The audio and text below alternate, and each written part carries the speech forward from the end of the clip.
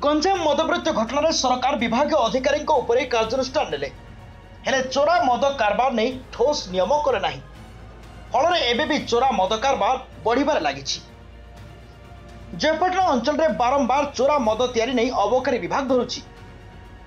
आज जयपाटना ब्लॉक बड़ कर्लाकोट पावली घाटी कुकुड़ाझरण नाल जयपाटना अबकारी विभाग पक्षर चढ़ाऊ कर 25 क्विंटाल महुल पच 60 लिटर आईडी लिकर जबत कर मद प्रस्तुत होगा सामग्री प्लास्टिक ड्रम नष्ट कर बेले कहीं गिरफ हो जनापड़ी।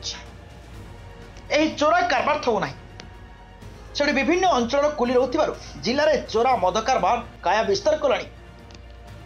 भविष्य में गंजाम मद मृत्यु भलिया घटना घटवा संभावना एड़ाई जापे बोली साधारण आलोचना होछि। तेबे सरकार विहित नियम करिवार आवश्यकता रही ना आगक एभली स्थिति सृष्टि होवार संभावना रही। चोरा मद कारबार को नहीं ठोस नियम करे फल एबे भी चोरा मद कारबार बढ़िबार लगी। जयपाटना अंचल में बारंबार चोरा मद तैयारी नहीं अबकारी विभाग धरुची किंतु फलाफल शून्य।